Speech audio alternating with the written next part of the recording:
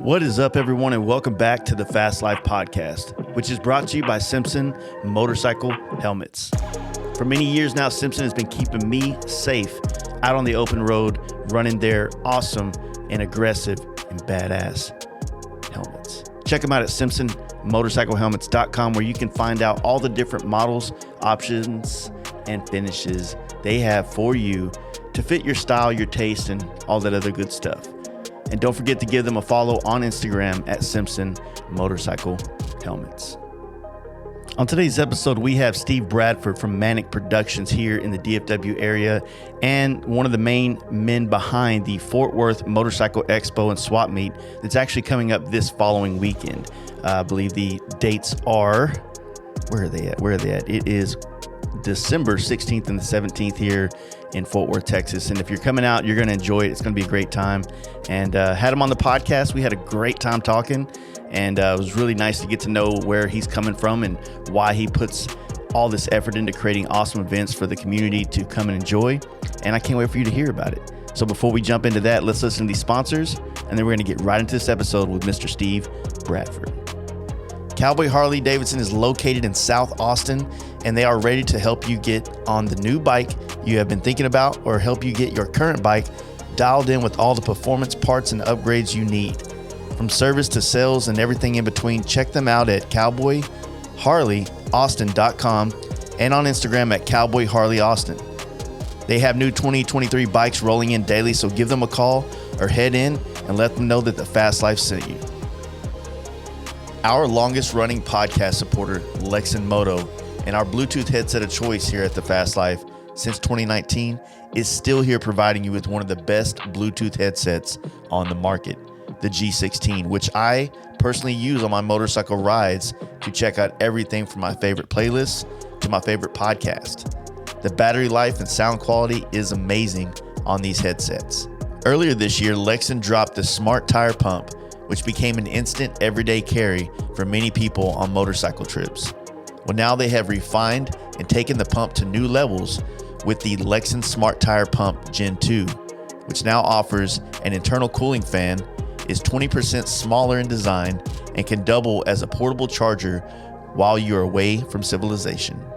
Pair these great products with some of the best customer service in the industry, and head on over to lexin-moto.com and drop the Fast Life offer code to save yourself 15% off your order. And don't forget to give these guys a follow on Instagram at Lexin Moto. If you have seen any of my personal bikes in person or on the gram over the past 6 years, you will definitely notice my ongoing support for Lucky Dave's. Their seats have always fit my ass perfectly and had the style profile I prefer in the 2-up seat game. I have ran the San Diego bars on my FXR and Dynas for years. Now I currently run the Peacemaker bar and riser series on my 2020 Road Glide.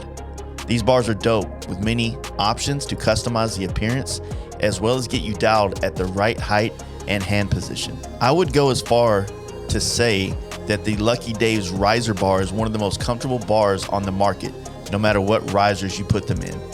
Check out all the options for your ride at luckydaves.com and give these guys a follow to stay up on product releases and inventory restocks on the gram at Lucky Daves. Hey guys, you ready to let the dogs out? Fast Life Podcast. Yeah, I've already scrolled on Marketplace for about 30 minutes this morning. That's why I was late getting here. Yeah. Dude, every morning I wake up and there's 3 things I check right now because I have chopper fever really bad. Yeah. But I don't have the money to buy a chopper at all. I can relate. But it's kind of like, you know, that Joe Dirt spot where he's just like looking through, what was it? What was the whole thing back? Auto Trader? Was that the magazine back then? Yeah, I think that's what it was. He was like, what, $250 for a footprint gas pedal? What? Yeah. Like, that's kind of what I'm like. I'm just on there like, they're not going to get $4,000 for that old clapped out iron head chopper. Like, what the fuck? So I'm addicted to that stuff, man. I got Chopper Swapper on I ring their bell or whatever the fuck it is to where as soon as they make a post, like I get notified just to see if there's some kind of good deal. There's some good stuff on there too. And they just came out with the app too. I don't know if you saw. Oh, they did? Yeah, they just came out with the app and they're pushing forward with that. Fuck, that'd be dope. Check that out. Yeah, I don't know. I don't know if it's so much that the chopper itself is what I want, or just I want to customize something in that vein. Right. It's just there's no box in choppers. I mean, there's certain scenes there is, but there's no like if I decide I don't want to run T-bars on it, there's nobody going, oh, look at this dumbass over here. You know what I mean? Right. It's like whatever feels right, and I'm riding that bike a different way than I would ride a Dyna or Softail or a Bagger. It's like I like that freedom. You know what I mean? So a little bit more customized to you. Yeah, or whatever, not feeling like you have to stick within a trend or stick within a style. I mean, there's in a way, like I still feel strongly that certain styles of bikes are that way because of the type of parts you put on it. Right. The way you would say like a digger style chopper is because of this style that you build it, right? Yeah. So I would still say a performance bagger is still within the vein of certain types of parts. Yeah, yeah. But I'm not saying that like ape hangers don't belong on any motorcycles ever. Yeah. I'm just saying that like my preferred taste would be a Road Glide with T-bars. But I would love to have like a little bobber style with some real narrow mini apes on it. Like I see it in my head. I feel like that'd be cool as shit, Something skinny and cool. Yeah. For sure. Just fun, just catching all the wind to your face, bugs. You only ride them like 60 miles an hour, so it ain't that bad. Yeah, and only about 60 to 100 miles before you At a run out of time. gas. Yeah, small tanks. Yeah, I've kind of got some of the chopper vintage fever stuff too. I've been really wanting to get a Jenny shovel, something rigid, but that's, those are I want to too. Pretty pricey, and it's one of those things that will take a while to come together on the parts, figure out exactly what style that I'm wanting. Yeah. I kind of know, but there's a lot to figure out. I kind of like the narrow, short, Midwest tough guy kind of chopper, but I'm a tall guy, so I might have to do something a little bit longer with the front end. So we'll see. When we like the whole tough guy chopper was kind of like the premise behind the FXR. So after this, go sit on it and see. It's a little low seat, high. The mids aren't high, but they're tall. Yeah. So you kind of get a little tucked kind of vibe, but you feel cool as shit when you ride it. But yeah, after about it looks tough 60 as shit, miles, so. you're hurting. You're hurting. Yeah. Yeah. But yeah, man, the chopper thing is just kind of like what we've been talking about in the last couple of podcasts, where I'm just personally kind of bored with like what's out there option wise, like going new Harleys, customizing. Yeah. Not that there's not a lot of great parts and innovation still coming to the table. It's just kind of, like I've personally had like 4 performance baggers over the last 8 years or 7 years. So I'm not, there's just nothing new there for me yet. You know what I'm saying? Like, I could get a bigger motor. They got the 135, but I kind of want a different experience on motorcycles right now. I still want a performance bagger because that still serves a purpose in like the way I want to travel and ride. But I also, being down in Lone Star, I actually rode technically my first rigid shovel head chopper with a Springer front end and, super narrow, and we were riding around doing photos with a Lichter. So he was riding backwards and stuff. And me and Kickstart Mike, and I'm sure the photos when they come out, like I'm gonna buy one for sure. We're riding so fucking close, like we can like tap our knees together. Right. And I've heard like people in the chopper world, like through podcasts and videos, just talk about that feeling. Yeah, yeah. It's a fucking vibe, dude. It is. It is. So that and like hitting through canyons and different areas where you get the reverberation from the 4 speeds running together, the exhaust, the tone from it, just kind of like a really cool, really cool little. It's you'd have to kind of experience it to see it, but it's kind of a pulse that goes up and down, and it's a different sound than any other Harley, it is, man. So when you get a pack of them running, and I've done some really close stuff with Nick Huff, where we're riding real close, getting some shots, and then doing some promo video for Nitty Gritty Chopper City that's coming up. Oh yeah, can't wait for that. We did some really close stuff, getting real close to the truck that had AJ on the back with his video. He had GoPro and all this other equipment that he was running. And of course, I don't know if you ever rode with Nick Huff, but he likes to get close and hold his phone out. And so, I mean, there's times where our knees are damn near touching and we're handing the phone off. What were you riding on the FXR? Yeah, I'm on my FXR. Nice. This is on the way to Brooklyn, the most recent. Yeah, I was going to ask you about that. Like, what was the obviously the premise to go to Brooklyn is for the invitational, or not the invitational, but the block party. Yeah. But what made you just say, this year I'm going? Well, really, it was kind of on a whim last minute. Me and Nick Huff have become pretty good friends. He doesn't live too far from me. But he's been reaching out to me periodically saying, hey, man, you should check this out. You should experience this. I know you're gung-ho. You love the lifestyle. You need to check out this event. This is a really good event, a good vibe, really good people.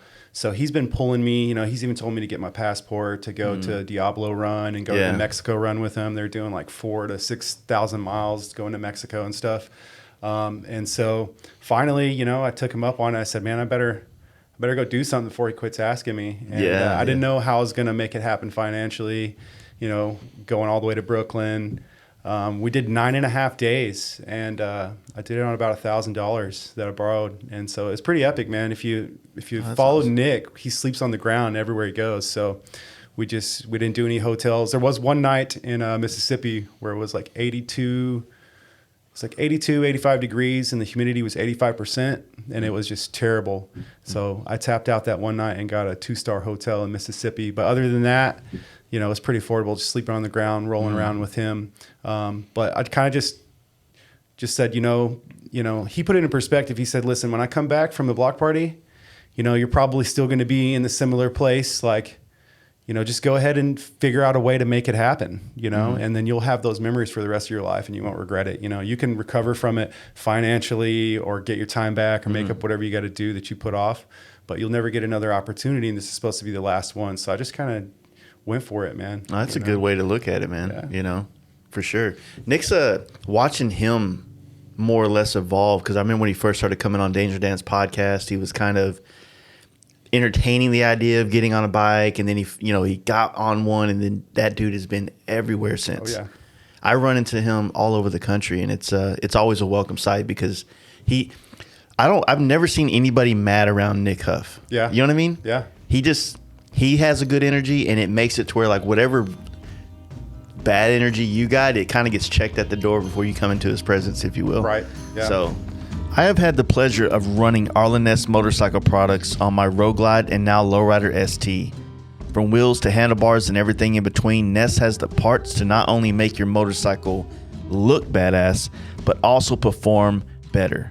A great place to start on your custom journey is with one of the 12 different custom air cleaners Ness provides, giving you options to fit your budget and taste. There is no shortage of killer products for you to enhance your motorcycle riding experience. Head on over to arlenness.com to see the vast parts catalog and drop Bass Life 10 in all caps to save yourself 10% off the entire website. And don't forget to give these guys a follow on the gram at Arlen Ness Motorcycles. Now let's get back to the show.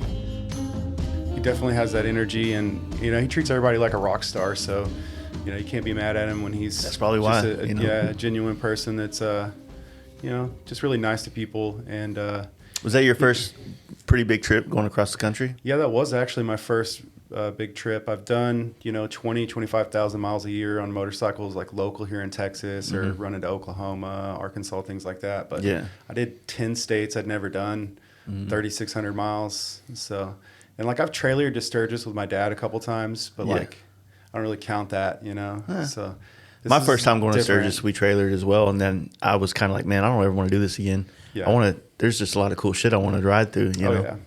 Kansas is not the way I would recommend for that, but dude, it's better when you ride. I'd imagine. Everything's better when you ride. I've honestly ridden through quite a bit of Kansas, and I'm not disappointed at all. It's a perspective thing, man. Yeah. Honestly, dude, got the cornfields in the back of the truck when we were hauling. Yeah, well, that way it sucks. Yeah, but when you're, I guess it's okay. Run me down this rabbit hole real quick on Kansas.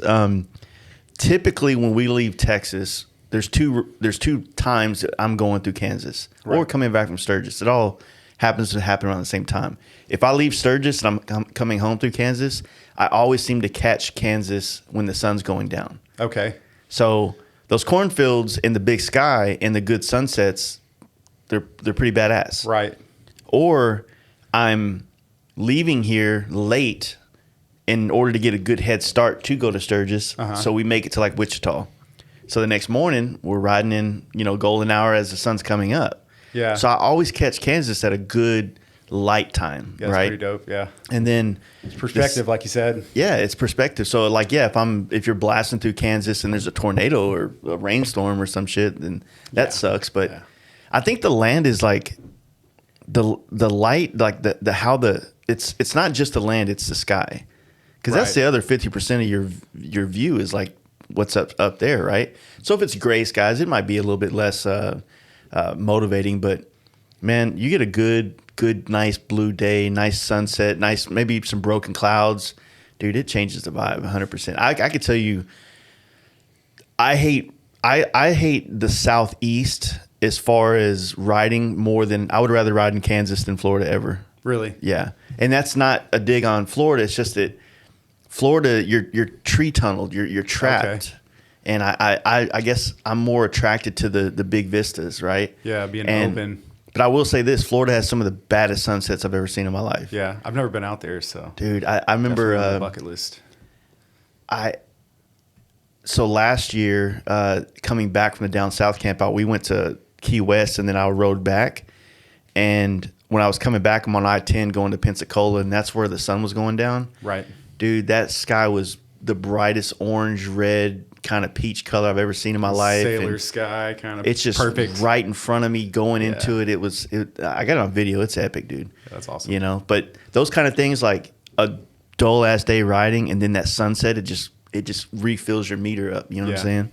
So, I don't know. But, yeah, Kansas isn't too bad. Yeah, perspective, like you said. Dude, Wichita to Kansas City, you go through this, like, part that's kind of like, it's like rolling hills almost. Mm-hmm. I don't even know what it's called. I think there's a name for it, but it's beautiful. Yeah. It's like... I think I know what you're talking about, because when we went from Kansas, this was in 2014 when we went, and we trailered through there. We went from Kansas to Nebraska, and most of the Nebraska was like that transition from Kansas, and I've never seen anything like that. I was like, what the hell? Yeah. Just rolling hills as far as you could see. I mean, it's like a cartoon or something, you know? Yeah. I've always said that about like West Nebraska. Like East Nebraska, I think is when my friend put it real well. He goes, East Nebraska is agriculture, right, and West is like ranch. So right. As you transition from one to the other, it turns into those rolling hills and those kind of like sand. I forget what they call them, but it's basically what the Badlands are made out of. Yeah, kind of like the dunes or something. Yeah, it's kind of like I don't know, the soil, or I don't know what it is. Get me lying and shit, but yeah, it's badass. You know what I mean? So I love riding through all that stuff. You know, West, even like West or East Colorado is beautiful. Yeah. You know, it's just perspective, man. For sure. When you compare that to PCH, of course, man. Yeah. But you know what's different? I can just ride at my own pace through Kansas. On PCH, I'm sitting behind 4 mobile home RVs. Everybody's going slow. There's bicycles everywhere. It's just, you're in this like crowded space of nature that's supposed to feel like you're away from town. You know what I mean? Right. Yeah. It's still beautiful, but way more people. Yeah. You know. So. Yeah, I enjoy getting off the beaten path and doing some of the more scenic, like you're saying, where you can see the sky or see a little bit further out. You know, I enjoy doing Arkansas, the Magazine Mountain, I believe it is, over in that area. And then even the camp out, like I enjoyed going this year. Got the FXR right before. I got a 1990 FXLR from Reed's Motorcycle in Hearst. Nice, yeah. And it's probably the roughest one they had on the lot, which I was fine with. I wanted something I could put some love into, and had like a wide glide front end on it and forwards and a bunch of other janky stuff. And so I went through some of it. Had my buddy that's a mechanic, Russell. He helped me kind of work on it before Oklahoma and before Brooklyn. But going up there, we took the FXR, and I rode with some of you guys in the back of the pack, you know, because it's a stock 80. It's kind of slow. But I love the scenic overviews up there. Yeah. With the Talamina Scenic Byway. Just kind of that whole area. All that stuff's really beautiful. There's a reason why we picked that place. Oh, yeah. You know, it's a part of the country that you're not really ever going to ride through. Right. If you're traveling east to west, north to south, it's off the beaten path. So it's like it's a hidden gem, if you will. And, you know, I said it in this little blog post recently, like that part of Oklahoma is kind of lawlessness. Not meaning that like, yeah, there's probably lots of drugs out there and whatnot, but meaning that we can kind of ride at a pace that kind of like, there's not as many cops out there. Now this past year, the cops were heavy as shit. Right. But I think that's because we had a few groups that kind of, you know, incentivized the cops to pay more attention to this area, if you will. Right. But for the most part, like it's just a place where you can kind of go and let loose and not feel like like when you're in Sturgis, like you can't crack that throttle open anywhere because there's a cop around that corner. Yeah. Out everywhere. there, yeah, there's cops, but you can kind of roll the dice a little bit more. You know what I mean? And kind of get more into it and feel like maybe you can get away with this, especially on Talamina. There's no cops on Talamina. Right. Yeah, it's pretty cool out there. And I don't know if you remember, I know you talk with a lot of people, but I was telling you the last couple of years I've been to your event. I've been to a lot of events trying to see what's going on, how they're doing things as an event guy. Like, what's going on, who are the players, how's everybody, is everybody enjoying themselves, what vendors. There's a lot of things that I look at. Yeah. And, a lot of the time when I'm going to these things, I feel like I'm kind of working. Oh, yeah. You know, so whether I'm promoting or whatever, but going to your event the last couple times after, I don't know, almost 10 years of riding and going to events, like some of the best times that I've had at your event. And it was just because of, what y'all are putting on, some of the people y'all are inviting out, some of the people that it's attracting out there. It's just really good energy between all the people that are coming out. It's a real natural, organic thing. It's not something that's forced. And I can understand why you wouldn't want to get away from that. You don't want it to grow outside of that, getting too big, going away from that vibe, because it is something that's really special. And then when you start getting to like bigger rallies, bigger camp outs, you kind of lose that organic, down home, like genuine, like stuff that you've been searching for years, conversations and down to earth people. Grit of the earth kind of people, and that's kind of what your camp out brought together, and I really enjoyed it. Well, I appreciate that. That's kind of like the idea was always supposed to be that. It was supposed to be something where you didn't feel like you were being sold anything. You were just, it was a place that you can kind of like use to your, like whatever you want it to be. Yeah. You know what I mean? Do you want this to be a place where you can go and network with people, or do you want this to be your getaway from like normal life to go be around other motorcyclists and ride and party and do whatever? And don't get me wrong, the last couple of years we started kind of pushing more, trying to find different ways to bring more brands into it. Yeah. Without like being vendor spaces. Yeah, like a full swap meet or selling you every little thing under the sun. Because the thing is, like when a brand leaves their shop and brings a booth, they come out with this idea like, man, I wonder if I'm going to be able to sell enough stuff at this event to cover the cost of it. Right. So it puts them in a mindset of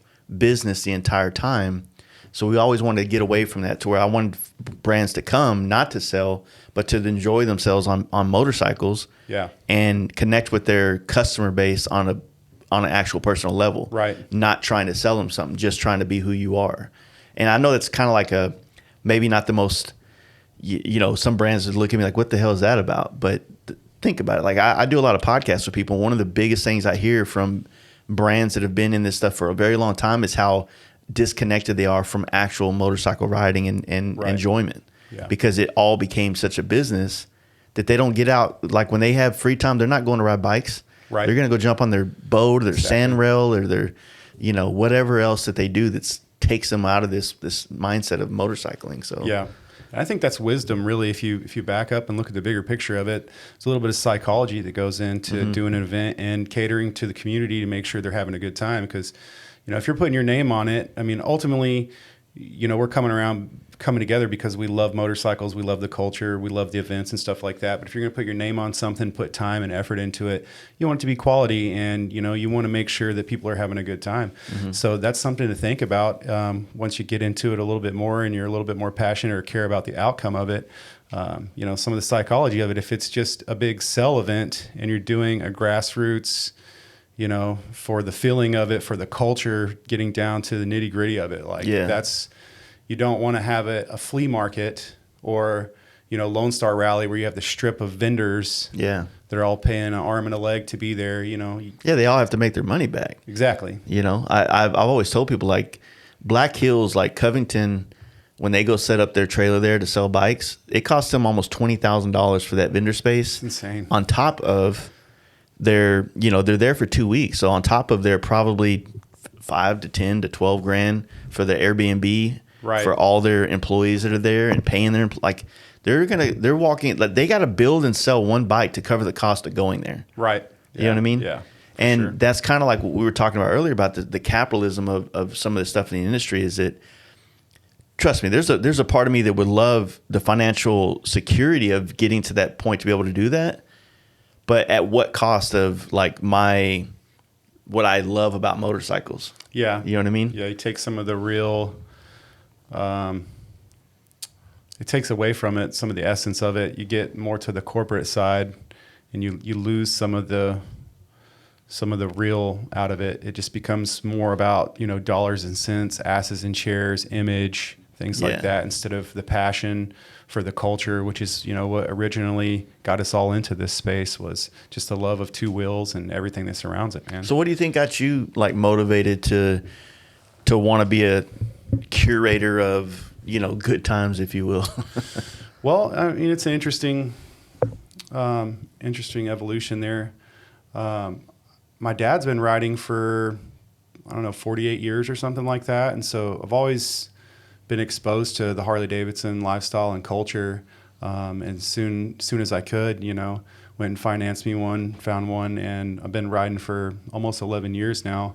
But through the course of life, I haven't picked up any like fabricating skills. Unfortunately, that's definitely on the bucket list of things to do. So I don't weld, don't paint, and I have an affinity for the culture and the lifestyle, and it's something that I really enjoy and speaks to me. So I knew that I wanted to take it further and be involved in the industry, but I didn't have, I'm not a builder, not a mechanic. So I created, and when I first got in, I first traded in my only vehicle, got a Harley, and started riding around. Living in Dallas, one of the first places you find until you find some people and figure out what's what is Strokers. Everybody knows where Strokers is. So I went there, and some of the people that ride in there, not all of them, it's a little kind of cliquey, there's little groups. And so I figured I'd just start my own thing instead of trying to fit in somewhere. I would just create my own thing, and people would come to me, and then we'd have camaraderie over that. Yeah. And so I actually created a group on Facebook in 2016 called Texas Softail Owners Group. And that's kind of how I got my start. And I did some charity events. Matter of fact, my first event that I coordinated was at Strokers. I did a canned food drive for North Texas Food Bank. And that was October of 2016. And from there, I realized that a lot of people were confused. I did some bike nights and stuff, and they were confused with the way that I'd branded myself. They heard Texas Softails, and so they thought if they had a Bagger or a Dyna or whatever, they're like, well, can I come to your event?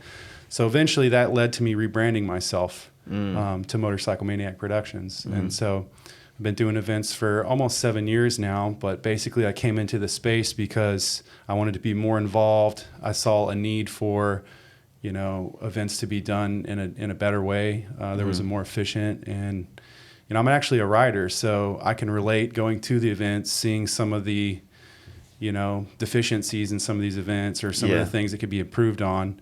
And so that's kind of what I've been working on. Just kind of stepped out there and made my own space for it. And over 100 events since then. It's been almost 7 years. So.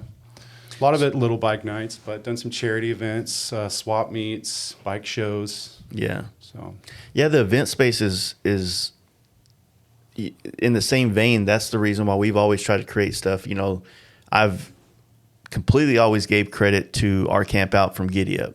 Right. It was an experience of Giddy Up, not the whole Giddy Up show, because they had the show here and then they had the camping here. Right, yeah. So there was a separation. And I thought about that. Well, what if I created an event that had an area not on campsite, but it was still connected to the camp out where there was vendors and there was that. That way you can separate the two. Yeah. But then, out there in rural Oklahoma, where are you going to get two badass places at, Yeah, that's a good point.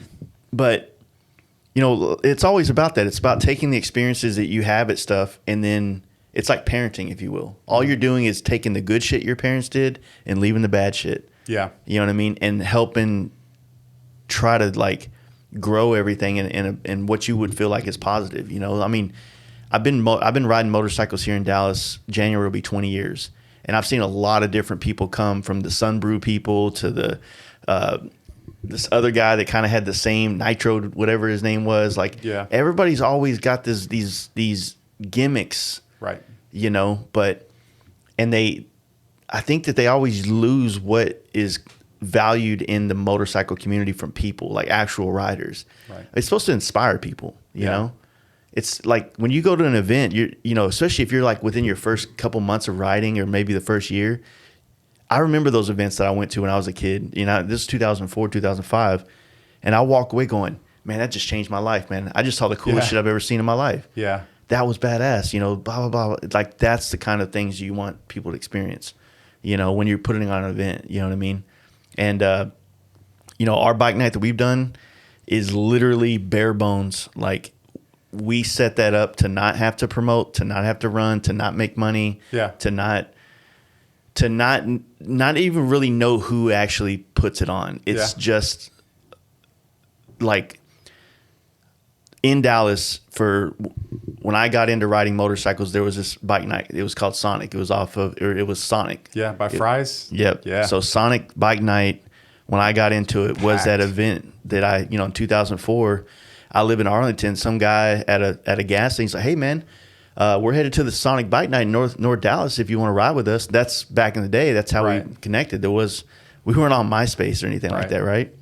So I'm like, okay, cool, yeah, let's. I'm down. And then I go out there, and I'm talking like I've only been riding for maybe 3 weeks. Yeah. And I just rode faster than I ever could, trying to keep up with this group. And then we pull up into this bike night, and it's 700-800 people. Yeah.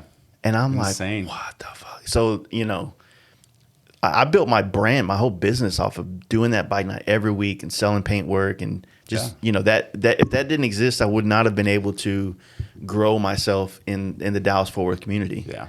So, and then to find out that bike night, this is 2004, 2005, that bike night started in 1992.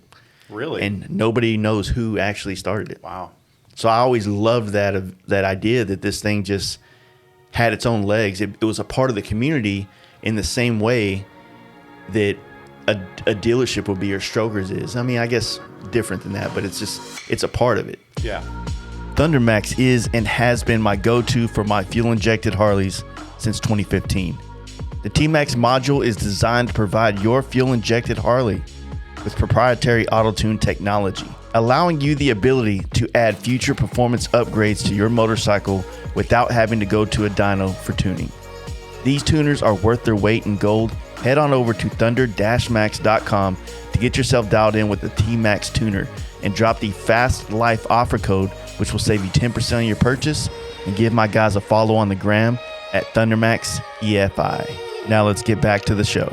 Did you know what killed that bike night? Was stunt riders. Really? Yeah. Somebody got hurt or cops shut it down? The cops had to start shutting it down because, in the late 90s, which I wasn't riding for this, but just through conversations I had, and then the early 2000s, stunt riding was still on an evolution. Like they hadn't quite started doing the handbrake stuff and slowing them down to the point where they're doing circle wheelies and all this other stuff. When that stuff really fucking blew up in like 2007, 8, 9, 10, and to where they started shutting down highways and shutting down roads, just doing stunts in it. Yeah. That's what killed the bike night. Right. Yeah.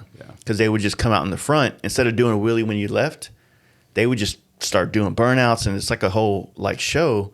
And then it would cause traffic, and then the cops would come, and next thing you know, they just had to shut the whole thing down. Right. So it's got out of control. Mm-hmm. I remember they used to do the car races over there in the Fry's parking lot too. That was a big area for motorsports. Yep. And that goes back, but I didn't realize it went back to 92. Yeah, and actually there was one before that. So simultaneously on Saturday night, everybody would go to the Whataburger on Northwest Highway. Okay. So it's kind of over there, kind of like in the strip club row area. Mm-hmm. Right before you go over the bridge to go towards like Las Colinas. Yeah. There's a Whataburger right there. And on Saturday night, every Saturday night of every week, there was probably at least 10 to 100 bikes in that parking lot. Really? And that one started in 89. Wow. Yeah.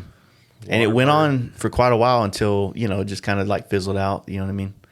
That's wild. We're going to have to bring that back, fast food bike night spots. Well, I mean, think about remember, I don't know if just the parking lot hangs. Like, when you're a 20-year-old kid and maybe you have a Honda Civic or a GT Mustang, like the coolest thing in the world to do would be go to a parking lot where other people like you are at. Yeah, just hang out and be seen with your car that you love. Even if it's a shit box. Even if you want to have that car over there, you're just there. You're part of it, man. Yeah. And I come from that street racing world before I got into bikes. Yeah. So that was like, I didn't have a drinking problem. I never did drugs. I never even drank till I was 29 because I spent all my time in parking lots of fast food joints and grocery stores and Kohl's, hanging out with other people. That's a way to grow up, man. That beats the other. Yeah. Beats the alternative, man. So there's a lot of that. And I was listening to somebody else's podcast, or I caught like a clip of it on YouTube or something where someone was talking about how that world doesn't really exist for like nowadays generations coming up. Right. They're all on their phones. Well, it's not even that. Like, and society won't let that happen. Like, Right. you see a lot of cars in a parking lot, cops come break that up real quick. Yeah, you're right. You know, or where's the cruise place now? Yeah. Like, I guess they get the cruise Clarendon, like the lowriders and stuff like that. But, I mean, which is dope. I don't know if you ever been to that down there in, not Clarendon, Jefferson in Oak Cliff. I've been down there, but I haven't seen the lowrider cruise. Yeah, on Sundays they do. On Sunday nights, like everybody lines the streets and they Really? just kind of drive lowrider. There's a lot of different things. Bikes come through, but it's a good vibe. There's taco cool. stands Check it out. everywhere. Yeah, but that's the kind of shit that I grew up on, man. And I feel like that's what people are missing now. And yes, you probably have kids who are so wrapped up in their phones that they're not allowing themselves to ever get interested in that. Yeah. But dude, I don't know. I don't know how to turn that shit. But you know, Yeah. it's.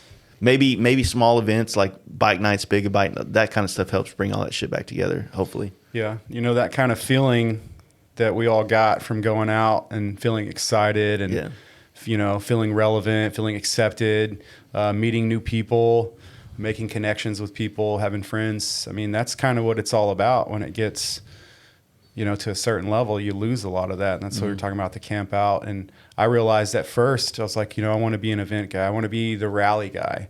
And I've been to a lot of the rallies, and now I could care less about, you know, the big rallies. Like Sturgis is cool. It's, you know, it's got a lot of history and stuff, but I like the smaller, you know, chopper campouts, vintage motorcycles type stuff, smaller campouts, performance type stuff. But when you start getting, I couldn't tell you where it is, but at a certain point you lose some of that authenticity and originality, and it becomes less about the feeling, the excitement, and the reason that we're there, the culture, and just more about, you know, it's you know, like you said, they're trying to sell you something.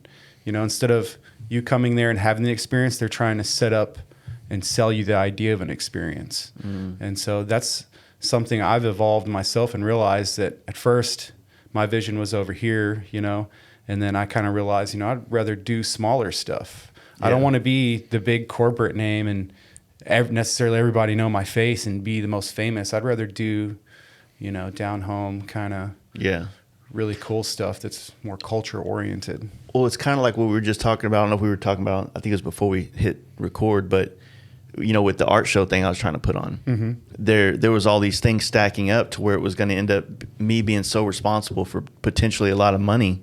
Yeah. And that's basically what a big event is. Like a big rot rally is hundreds of thousands of dollars. That's like a lot. That you're borrowing from here to put here in hopes that these people come in and pay enough to cover these loans and make money. Right. And so I wouldn't downplay it because that's a level that's very complicated to operate. But I feel like if anytime you step back, then you can kind of rebuild those things in a better vein and maybe find things to kind of like Born Free, right? Like, have you been to Born Free, California yet? I have not. That's an experience, man. And that's a big, I mean, that's a costly thing that they Big put undertaking, on. yeah. And it costs money to be in it. And that people always bitch, you know, but I would pay way more to be able to be a part of that. To be honest with you, I've paid $100, $200 just to go to Rot Rally before. Yeah. You know what I mean? So that's like ridiculous, and that's just like a confined in a campground. Yeah, with a lot of old golf carts, penises flopping around everywhere, and it's not. Yeah, it's not glamorous. It's not the kind of stuff that I'm interested in going to. Been there a couple times, did it, and I was like, all right, this is not. Yeah. Not really what I'm into. So, what do you think? Like when you do your bike night, what is? I mean, I know that you try to bring a lot of different people. Like I know Matt's kind of done some stuff for you, and Wes. Like, what's the concept behind a lot of them? Really, it just started out trying to bring people together, give people a place to go, and you know, coincidentally, a lot of people started doing weekly and frequent bike nights around the time shortly after I started doing this in 17 when I started getting serious about it. But mainly it's just to bring people together and have a place to go. I know a lot of people, I started doing them on Wednesdays, started at Duke's Ice House in Addison was my first. That, yeah. It was actually the second location, not the location you're probably familiar with, but the smaller location by the toll road. Mm-hmm. So I started over there, but just to give people a place to come together to, have the camaraderie and fellowship around just the motorcycles and enjoying the culture that we love. And, it turned into a little bit different as I've learned and grown. A lot of the bar owners and managers, they're worried about the money, so they're like, push more drinks. We'll give you money if you sell alcohol. And I'm like, look, I don't even really drink that much. I don't want my friends to get messed up. It's not about getting trashed. It's about coming together. We have a couple of drinks, but I'm not going to entice the alcohol stuff. So a lot of my experiences have kind of molded where I'm at today. But, I figured out that it's like, all right, well, I can make some money off of the venues wanting to bring me in, do some advertising, marketing, and, pushing that to the motorcycle community to let them know where they're at so they can get some recurring business, help out the community, a small business, and, give motorcycle riders a place to go, a new spot. But I had to figure out, where the line in the sand is they wanted to give me a % off of alcohol sales early on. Mm-hmm. And I had that moral dilemma where I said, and it was pretty easy for me, but, it kind of hit me in the face. They were like, we'll give you more money the more you sell. I said, well, that sounds good, but this is not why I started doing this. I started doing it for the culture of it. The money's nice, but it doesn't mean anything if somebody dies because I sold them, pushed alcohol, So I ended up coming up with just like a flat fee to do marketing and advertising for different venues if they were interested. Yeah. And that way, if they had food and alcohol specials, then, we could share that, but I wasn't going to, be the cheerleader for alcohol sales, So we were there not for alcohol sales. Like I know dollars and cents has to make sense for them. I don't tell them we're not here to make you money. We're here to have a good time. Yeah. But ultimately it's a mixture of both when it comes down to it.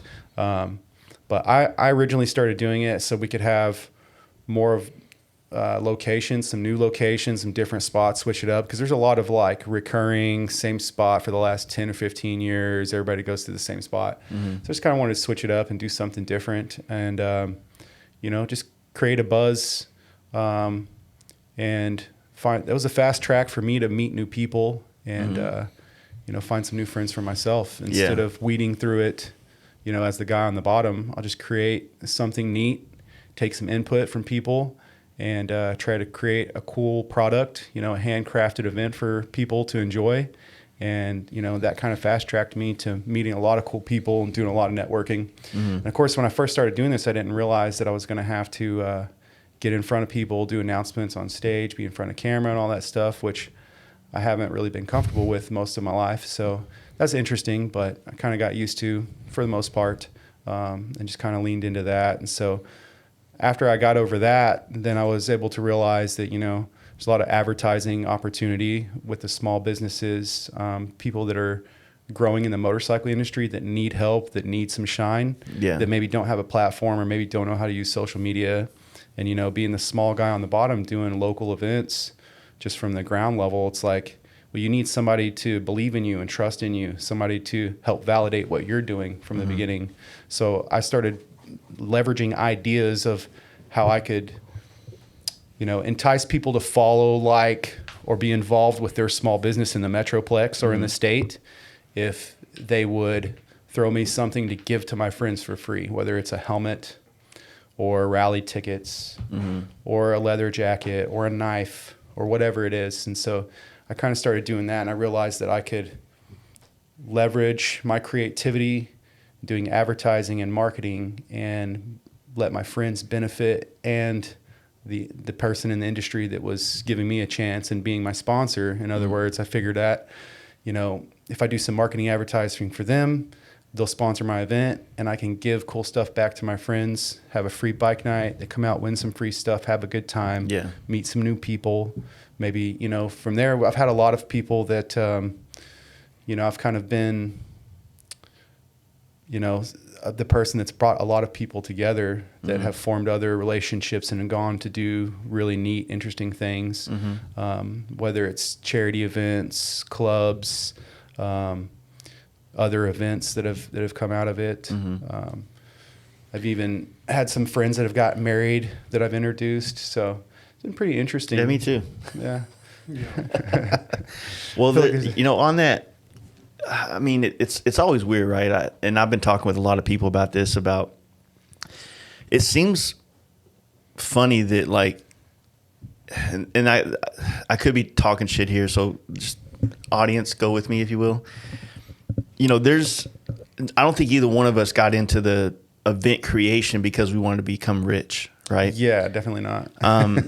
I think that it's a natural personality thing that kind of comes with certain people that like, I like the idea.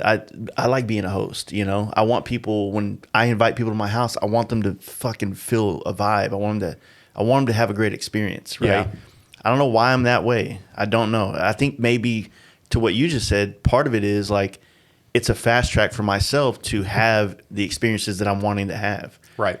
Well, exactly. I love the Giddy Up experience. Well, that's all good. Well, what if we had 2 Giddy Up experiences every year? Yeah. This one here and then the camp out, and then of course Giddy Up went away, right? But to me, it's the same way. Now, years down the line now it's something that a lot of people come to expect. They come to like want to be at these things, and then the idea of you making money off of it ends up turning them away. Right. They get mad at it. They don't want you to they don't want you to get paid for it because of whatever weird reason. Right.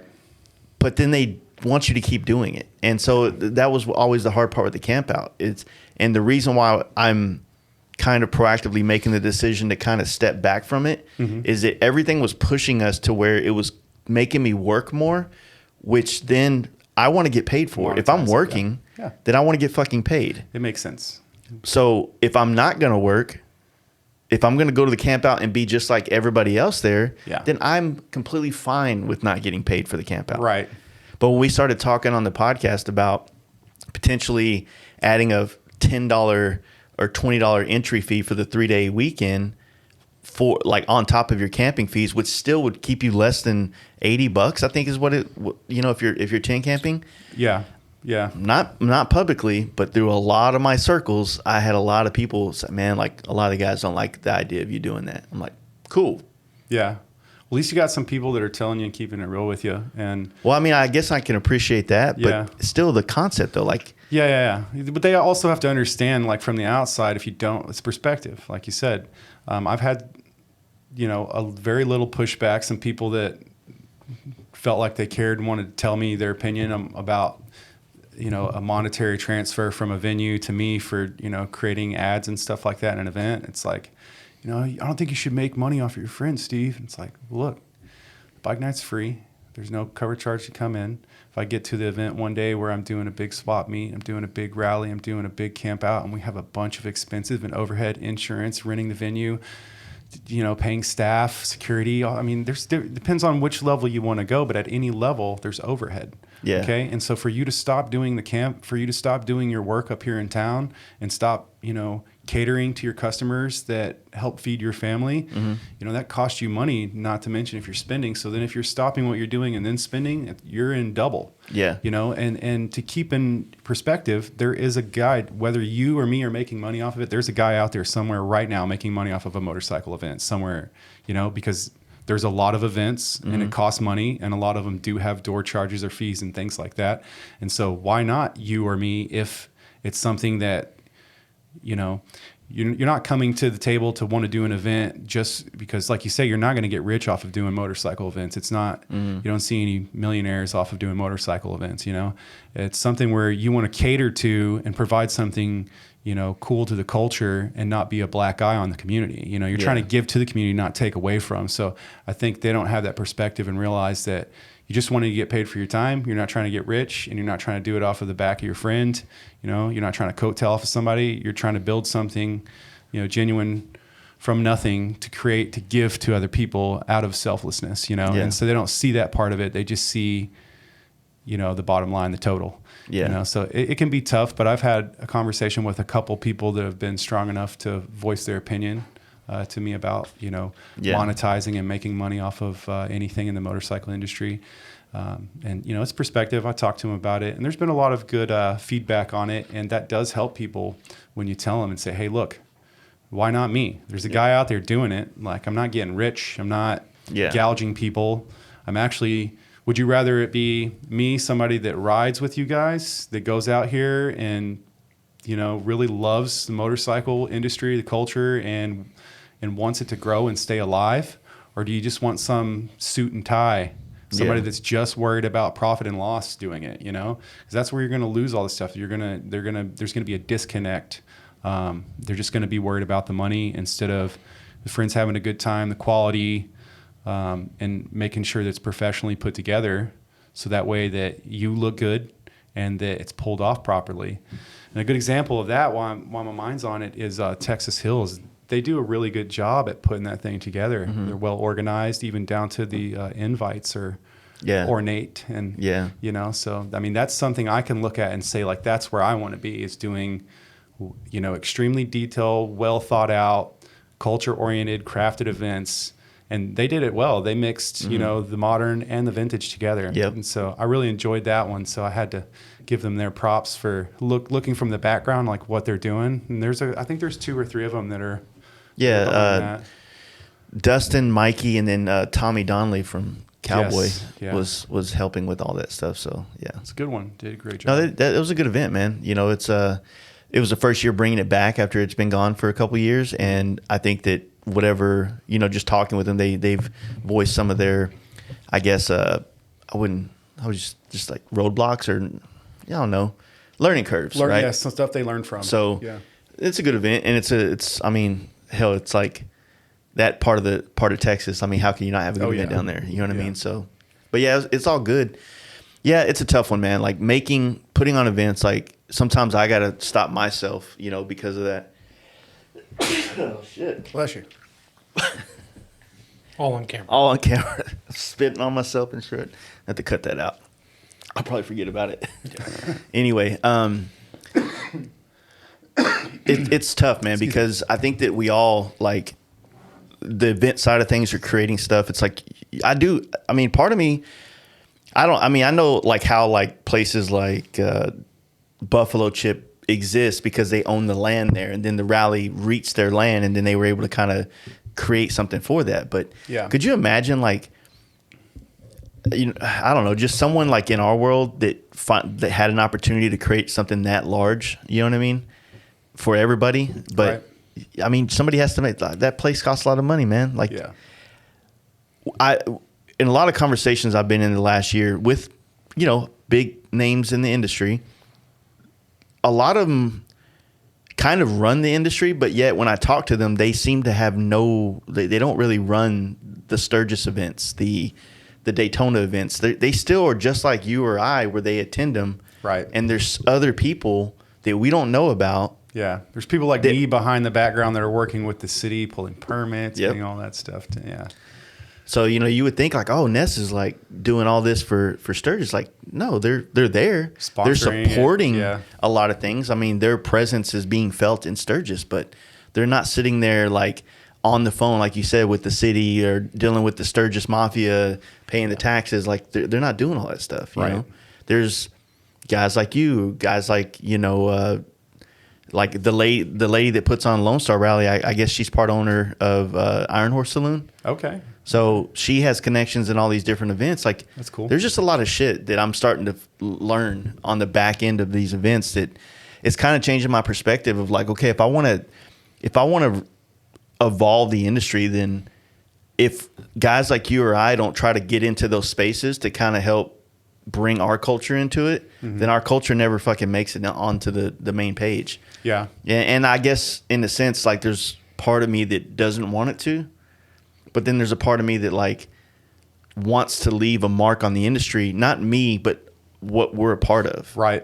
Like, I don't want our part of our generation of motorcycling to be just the guys that did everything that everybody else did before us. Yeah. Never created anything of our own. Yeah. You know what I mean? If we don't leave our mark, you know, you got to look at the financial repercussions of that. That means that we're not involved with it, or we're not involved with it to a certain level to be spending that kind of money to keep the motor company propped up, to keep them alive and well, so they don't go full electric or. Well, I mean, the motor company seems to be leaning into, like, I guess the culture that we're a part of 100%, but the events, the rallies aren't. Right.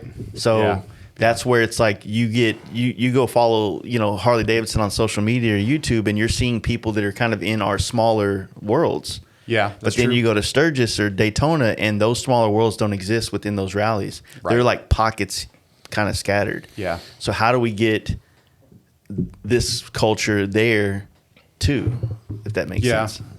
I think at a certain point, once you accelerate that and take where we're at, whatever threshold you pass in between here and there, I think that's something happens, and you lose a lot of that. You know, you lose a lot of the original essence of it, and you get away from it, because then you have to start bringing in more of a production crew, more of partners and people, and you know, an accountant, and filing taxes on stuff. It gets a little bit different when you're having to do a, you know, even if it's an annual event, whether it's a couple of days or a 2-week-long event, then that event becomes a business, you know, and it's a pop-up business. Yeah. But you work on it all year round, promoting or coordinating it behind the scenes.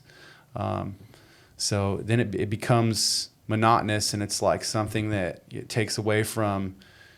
You start running the business instead of catering to a good time and doing something that you would like to do, and, you know, setting up, you know, because I know when you go to the camp out, you get to hang out and have fun, but it's kind of like a job, you know, you're making sure that everything, you know, there's an itinerary, there's like the schedule, events.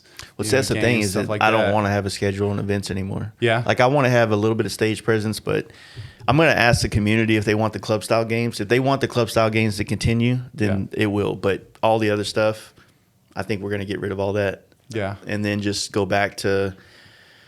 You just keep a little show? No, I don't want the show anymore. Okay. The show, like the Big Trouble bike show, I mean, obviously Big Trouble's kind of taking a step out of the bike world for a while. He had personal shit, you know, going on. So, gotcha. The first year of the show, I loved it. When we started announcing that there was a show, it brought exactly what I didn't want. Yeah. A lot of people to get mad because their bike didn't win, and they're burning out and leaving the camp. I was like, no, I'm not doing that shit anymore. Right. That's not why we wanted to do a show that brought light to people and cool stories on their motorcycles. And we kept telling everybody that, look, like, you can have the baddest bike here, you might not win anything. Right. It's not about that. And people don't listen. Yeah. You know, they're like, oh, fuck, man, my bike had more chrome than that dude's. And it just shows bring out the worst in people sometimes, man. And for sure, I want the event to be about positivity and connection and those kind of things. And I just think it'd be better if we just don't have that. You know what I mean? Yeah. Not that shows don't need to exist in the world. I just, at that event, I don't want shows to. That's what it wasn't originally about that. No. Yeah. And everything's starting to turn into like the same thing. You know, it's like everything's a camp out, a swap meet, a show, and races. You know, everything turns out to be the same damn thing over and over. So that's good that you're just going to try to keep it to the roots of what you're doing. Let me say this. All right, so 7 years ago when we started the camp out, and I've said this 100 times, and I'm not, and I still stay to it. We didn't invent the camp out idea, right? At all. Giddy Up was the first motorcycle camping experience that I had personally. Yeah. But camping and motorcycles, field meets, all these things have been a part of motorcycle culture since the dawn of time, right? So we didn't create that idea. And there's been camp events in California that's been running strong for many years before and probably after ours, right? Yeah.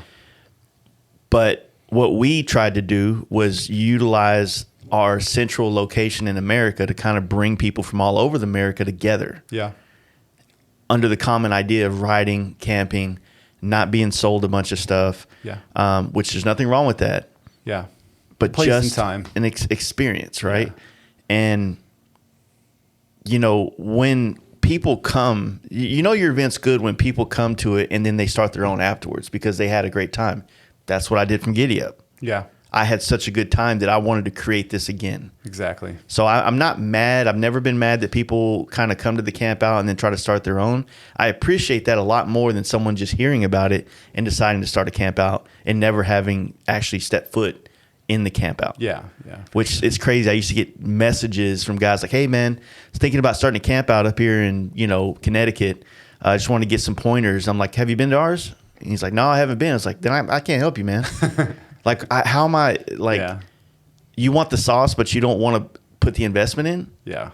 Like, come on, man. Like, there's a reason why we supported Down South Camp Out. There's a reason why we supported Up North Camp Out, because those guys made the initiative to try ours. So if I have anything to help them knowledge-wise, I'll give it to you. Yeah. But, man, I can't just give it to you because you saw it on Instagram and you want to be whatever your incentive is, because it's not the experience. Right. It's typically for the attention. Yeah. That's typically what it is. And there's a lot of people that are, momentary. They come and go and like to replicate or follow any club style page. Yeah. Right. Yeah. True. There's some good ones out there, but there's a lot of them that come and go because with over 20 years in business, Custom Dynamics has built the largest product selection in the motorcycle lighting game. Superior lighting products supported by top quality customer service, all backed by lifetime warranties. I'm currently running Custom Dynamics all around on my Lowrider ST.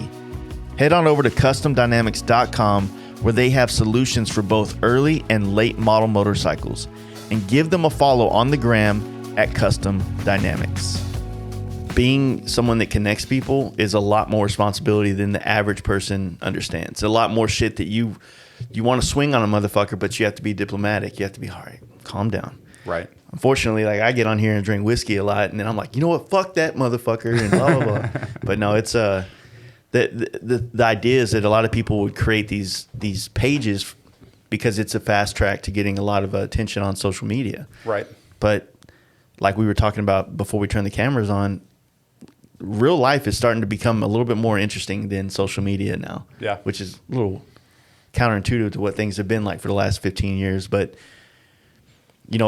people were starting these club style pages, and then what we would always say on the podcast is, like, if you're not putting on, like, first off, if you're going to start a club style page, like in your club style Louisiana, you better not post anything from Texas. Yeah.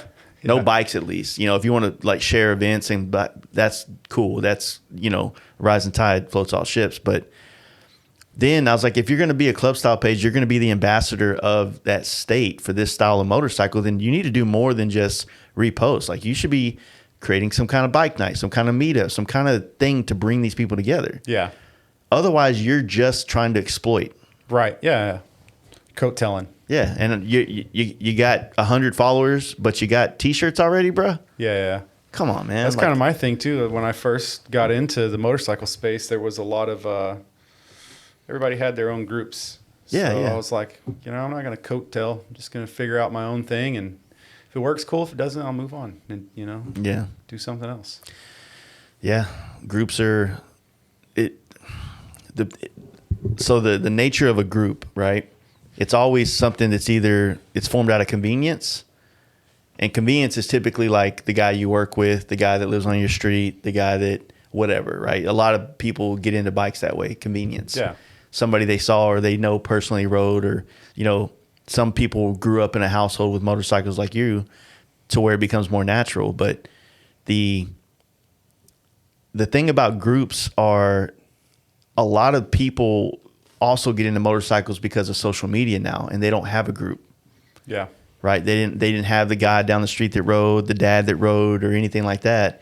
So they found motorcycles through a new means to at least the motorcycle culture, and they need the opportunity to go meet people. And that's why we created things like the camp out, and we keep the bike night regular and things like this so that people can always come together and know that these things exist. Yeah.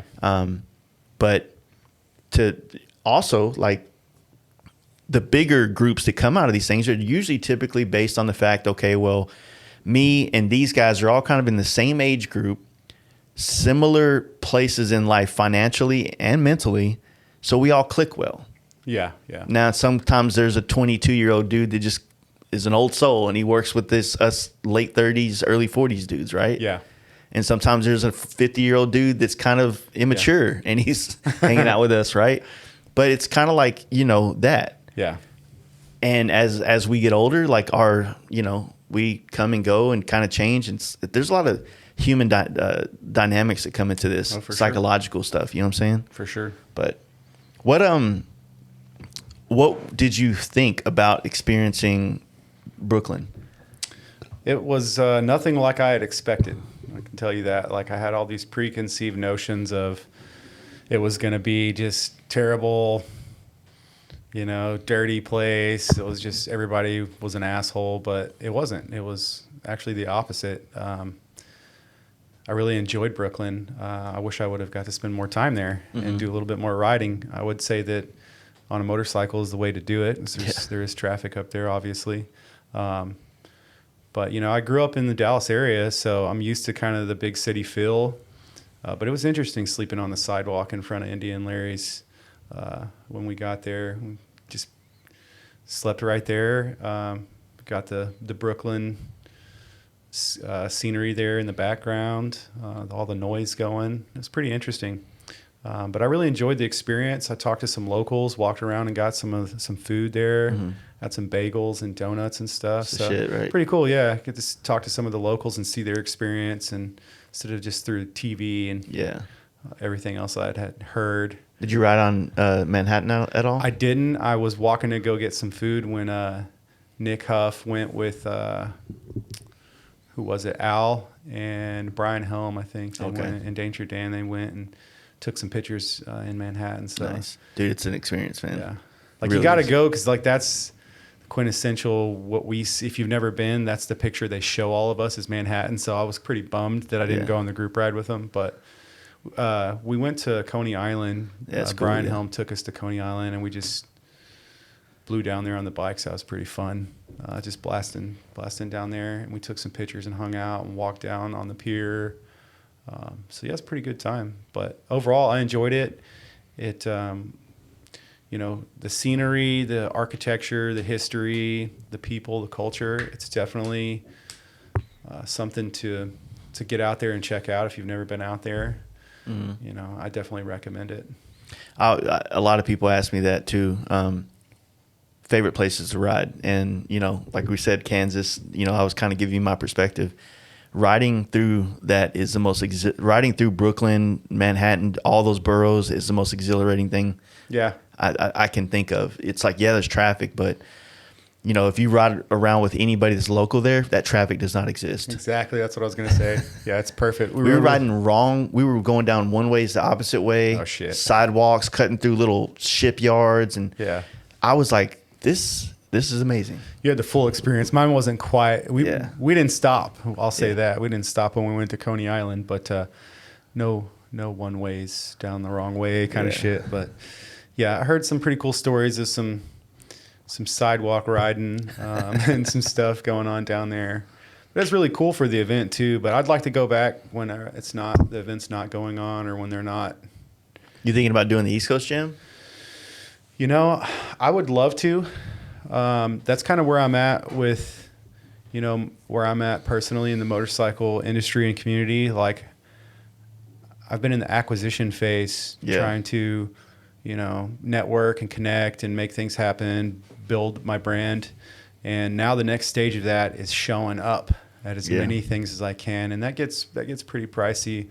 The logistics, the timing. I mean, you've got kids and you run a business and things like that. So it can be pretty tough. But that's kind of where I'm at now. It's taken me 10 years of riding to figure out what some of what I would call more quality events are that have that, kind of organic vibe we've been talking about. And now they check more boxes that you need checked. Yeah. So. And so I'm trying to figure out how to make that happen, the logistics of that. Because I'd like to do the Triple Crown now that I went down the FXR rabbit hole. And I bought that thing because it had a shovel, and I saved you. You dodged a bullet, per se. I think you were going to get some dental work done and didn't buy that one from Brooks the yellow FXR from Brooks. It was around the time you were getting some dental work done. And that thing needed a complete rebuild. And so I bought it, and I think you had said that you were looking at it before you got your frame, I think. Yeah. And so I guess it would have worked for what you're doing because you literally just started over from scratch. But I had a little bit different direction I wanted to go with mine and kind of doing it in stages. And so... Did you keep the shovel in it? Yeah. And I've actually had that rebuilt. I've a friend of mine, Russell Lamprich, he's in Dallas, Rusco. He races nitromethane Harleys. He's also a machinist and a Harley mechanic. So he built my motor for me. And it's nothing crazy, but we touched everything. No surfaces left untouched on that. Balance and true the flywheels, 30 over Wiseco pistons, 9 to 5-in-1 compression, AB cam. So just like a solid rider, nothing real gnarly. Got that, and then I got a spline shaft 5-speed to put in there instead of the tapered shaft that came in it. Yeah. I've got a bunch of other stuff, Trax Dynamic swing arm, and at one point I submitted for the FXR Tour, and I told myself that I wanted to show up anyways, regardless, knowing that I was probably the least qualified. Me and my dad, we built a shovel head. Aside from building the motor, we did everything else, and so that's my only experience with actually building a whole bike. But I knew it was more about the experience with the team instead of like a competition. So that's why I really wanted in on the first one. But either way, I wanted to show up, and I showed up on one that I went and bought instead of the one that I built. Still working on the one that I'm building.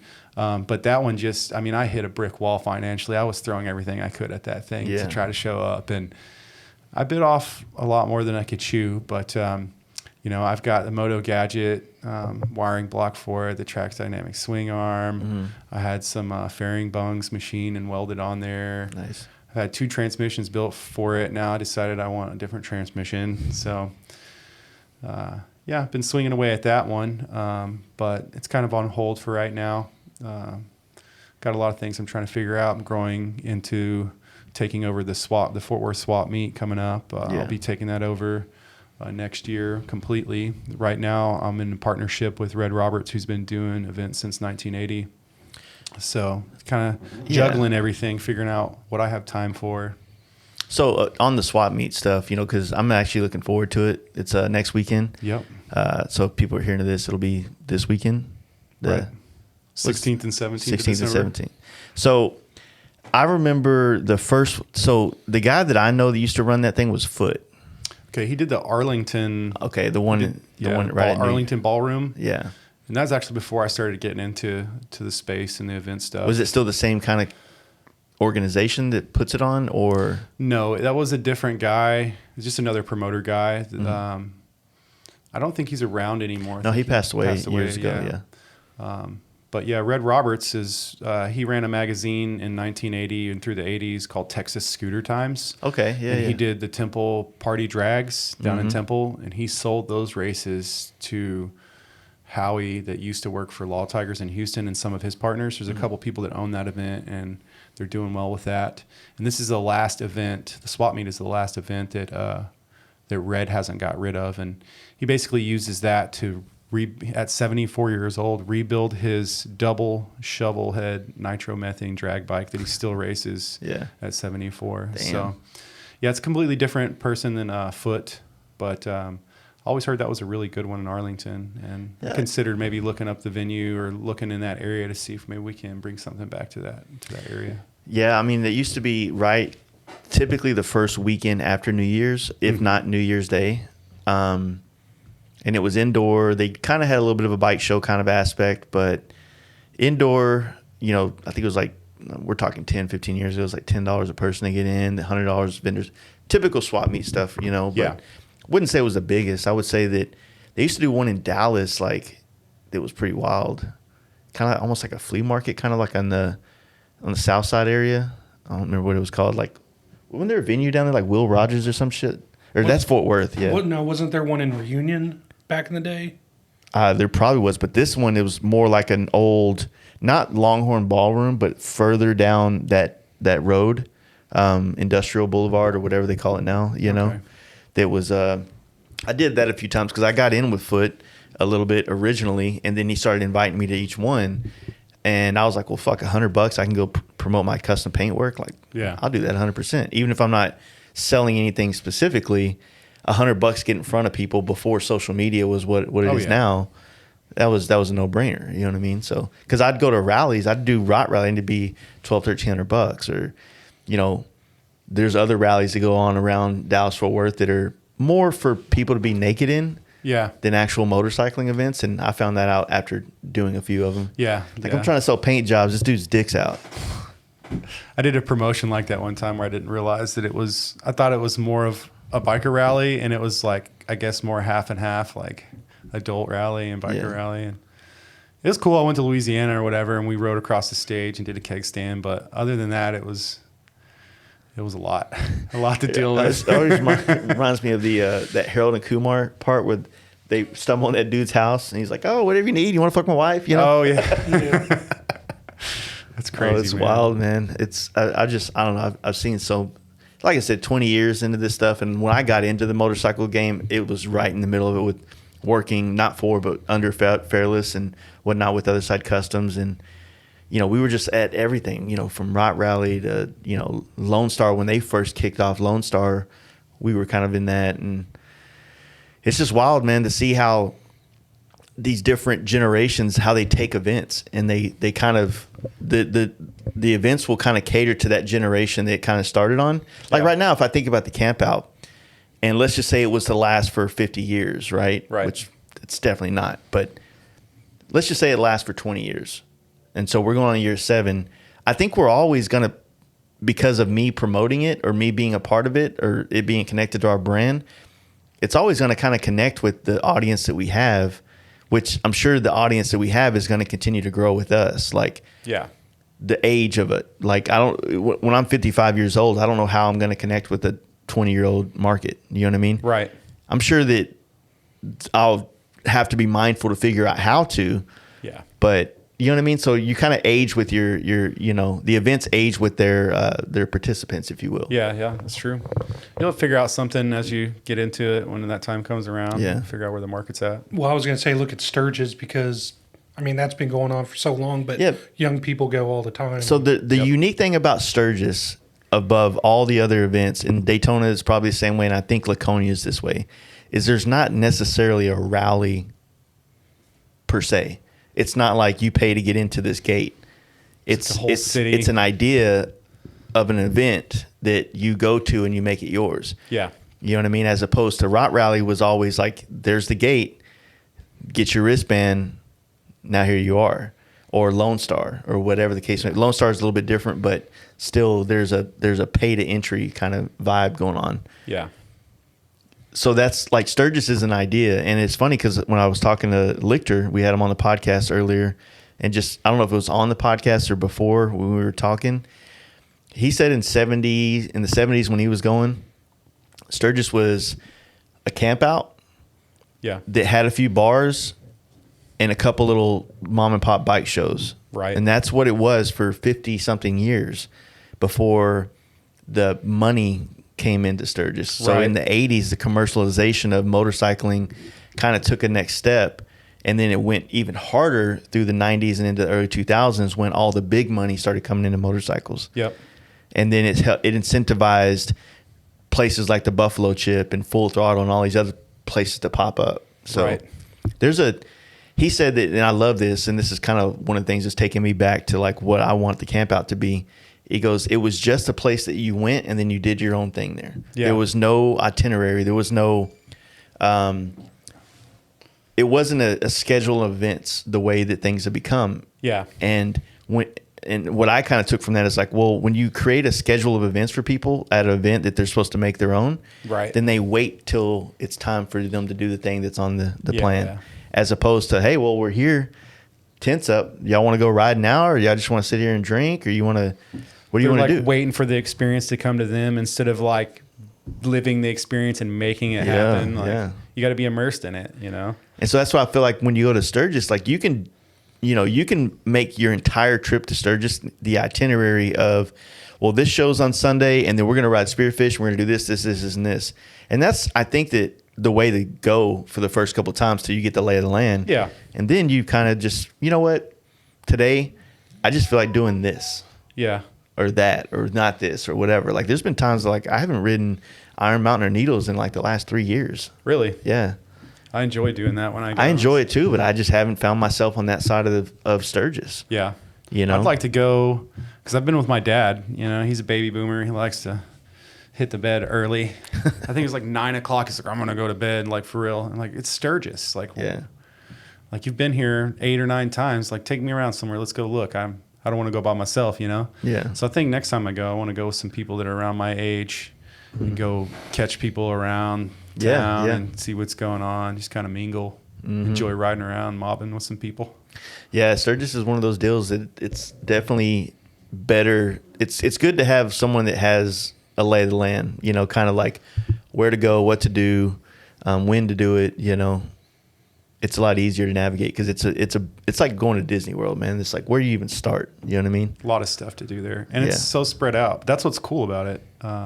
You know, you can go do the scenic stuff like the wildlife loop, you know, Mount Rushmore, or you can just go party at the bar, full throttle or one-eyed jacks the whole time, or in one of the campgrounds. Like, hell, you don't even have to leave Buffalo Chip. I mean, they have everything you need there if you're into the not getting out, just staying there. But I mean, they got the amphitheater and everything. But I enjoy the riding. I enjoy the visceral, you know, portion of motorcycles, the sound, the wind, just the experience, the scenery, and all that stuff. So like, I got to go ride, you know, Iron Mountain, Needles, all that stuff. Got to go hit that stuff.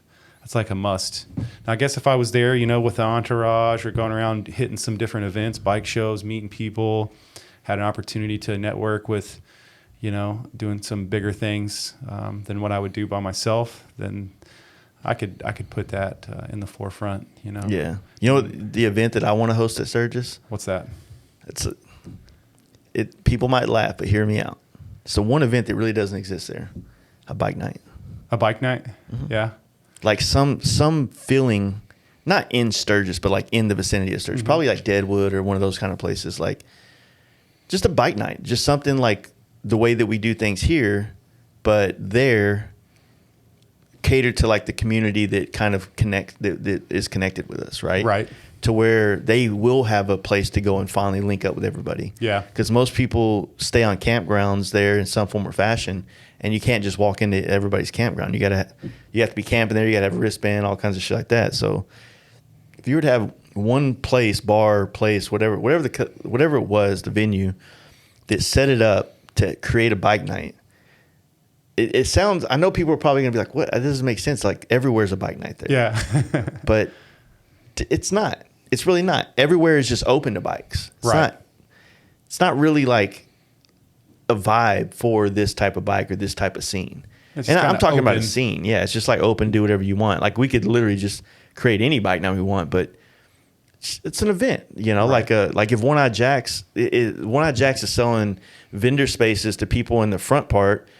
Most people go there to show off their stereo system in the parking lot, and then everybody's getting fucked up and drunk in there. That's cool. Like that's a different event. Yeah. A bike night is like a place where you can kind of go and be around your bikes and still have a beer in your hand, but you're at you still feel separated from everything else. Right. So I don't know. It's something I'm kind of thinking of, but like I said, most people are going to shy away from that idea, but I think there's something there. I think there's something there to kind of create. The only other problem is that nightlife in all those areas is non-existent. You know what I mean? Yeah. So that's the only real logistically problem, because nobody really travels at night because of the wildlife population and the cop population. Yeah. So it's like you get your drinking done during the day, and then you wobble back to your place before then, and then you do all your. So that's my only biggest issue. Yeah, that's but, a good point. You know, could make it tough. Cops are terrible out there. Yeah, they bring them in from money like grab. 5 states around. Yeah, to be able to put up with all of us. Yeah, dude, they act like everybody's a fucking 1% outlaw trying. Yeah. I got pulled over for going around a car and had a gun pulled on me while I'm like, dude, I don't even have a vest on. Yeah. Like I'm a hoodie on, bro. Like, what are you? That's crazy. Your first time? Fucking rookie. Who gave him a gun? Yeah, put your hands where I can see them. I'm wild. like, they're on the handlebars, dude. Can't see them. Dude, it was weird. So yeah, like the swap meet. Let's talk about that some. Yeah. Because I have all this chopper fever now, swap meets have become something that I want to be partake in more. Yeah. And because I'm so addicted to Marketplace, I feel like this is like bringing Marketplace all together in one spot.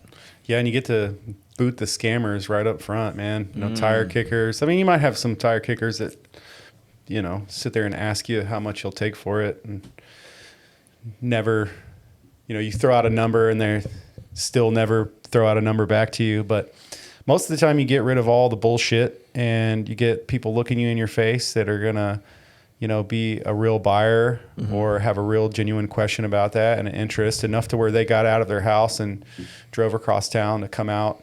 So it's a really good place, man. Like I've been saying online, it's the largest indoor motorcycle swap meet in Texas, about 25,000 square feet, 130 plus vendor spots. They're all sold out.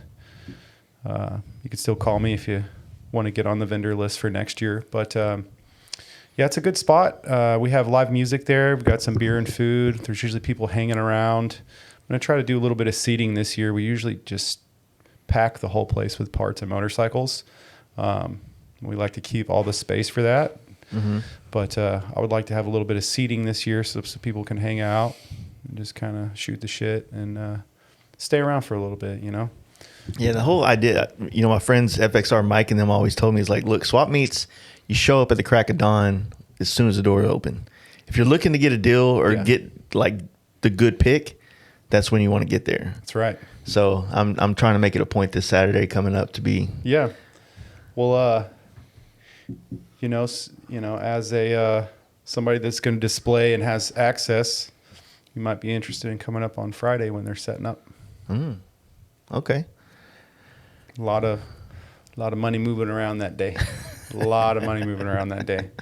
Friday vendor set up, they all go at each other and they'll look at different stuff, and some of it may be priced for customers, and sometimes they'll buy bulk from each other and then resell it in their booth or take it to their eBay store. But have you ever been to any other of the big swap meets in America at all, like the Davenport or? No, I haven't, and that's a must do for me since I'm at the level that I'm trying to get in at this at. I have to see what's going on for perspective, and but I hear that one's just insane, like Davenport. Like it's just so big. I want to check that stuff out. It's a part of motorcycle culture that I haven't really experienced in a way that I want to understand that side of the culture. Does that make sense? Yeah. Like I think every little aspect or nuance of motorcycling has its own, I guess to not use the word culture again, vibe. Yeah. Probably another word that people hate. But going to it, I follow, Oliver Cutrate. He's like all over the country all the time at different swap meets and catching them all, always coming up with cool shit. And like a lot of even stuff I don't plan on using on bikes, just the motorcycle memorabilia stuff, the Easy Rider magazines or the old, whatever, like that kind of shit. Like I want, you know what I mean? Like that kind of stuff hanging out in my house and putting it in my shop to bring that kind of vibe to it, Yeah, I've got my eye on a lot of that kind of stuff too, but I really enjoy it because it's, it's a plethora of different things that are coming together. And just like a lot of motorcycle events, you're going to have people that are coming out of the woodworks that normally you don't get to see. So it's a good time to catch up with people that or meet new people.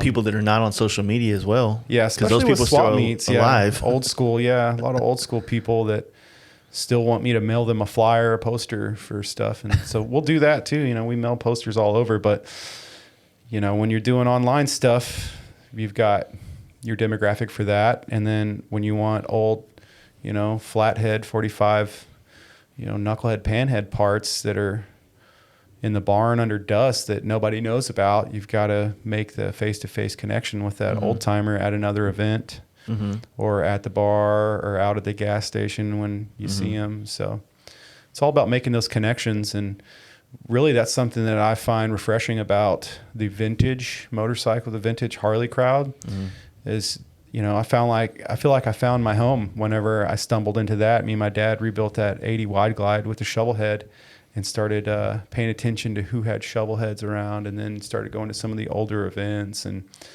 mean, those people are, they're like the blue collar people that get it done, know how to, work on their own shit. And they're really genuine, for the most part, genuine, nice people. And those are the kind of people that can actually help you learn and continue to, carry on the motorcycle torch, if you will. Yeah, carry on the torch, if you will. Opposed to somebody that's like where I started. I bought, my first Harley was a Sportster, but after that it's all twin cam stuff. Push button here, you change the fluid, take it to the dealership, you change the fluids, do whatever tire. Opposed to now, where I'm still not a mechanic, but I've taken apart an 82 FXR, so I'm good at taking it apart. Now I'm working on putting one back together, but I'm learning, and it's kind of like what you and Rennie were talking about. This has inspired you and many other people. Your entry level, your introduction into it, or even at the third or fourth time that you're introduced to it, it's like, well, now I want more. Yeah, that wasn't enough. Now I want to get my hands on and do that. It's cool to like put a team together, and like I've realized that hanging around with my buddy Russell that builds motor, he's a machinist, and he mainly deals with things that are, Evo and back. He doesn't really do any twin cam machining and stuff. He probably could. He's not tooled for that. But the attention to detail and the meticulous stuff and planning that goes into, building a motor so it doesn't blow up or so it gets more than 10,000 miles on it. I started to realize that it gave me perspective in the motorcycle industry where everybody's putting out a product. Everybody's a builder, if you will. It's like, well, all these people got help. It's kind of a family, it's a team effort, and like this perfect example with you and Corey, like he doesn't paint, you paint. Like that's what everybody's really doing, because most people aren't building their motors. They're not machining, they're not truing the flywheels. They're not doing all that stuff. They're not cutting their own valves and stuff. Like they assemble stuff, they service things, they do top ends maybe from time to time, but like everybody's a builder. So like, you don't really have to get caught up on that or what other people think about it, or, Facebook and Instagram pages that judge everything about what people are doing. It's kind of more just about where you are, your passion and your love for it. And that being the driving force to keep making you want to learn something more. And that's kind of where I'm at. The vintage stuff, I found my home. Now, like, if it doesn't have a carburetor, I could care less. Like, I don't care. Like, so now I want to learn, get that shovel head together, that shovel head FXR put together, get it on the road, keep it on the road, learn how to do that. And then get me a 4-speed chopper. And go from there. But I want to earn it, and that's part of what going to Brooklyn was about too, was seeing if I had it in me, seeing if I could do it, challenging myself.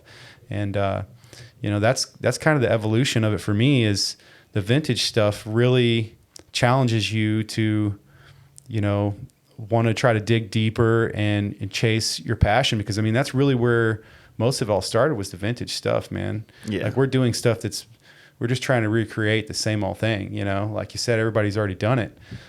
So for us to put our flavor on it, it's, you got to understand how to make it first. Exactly.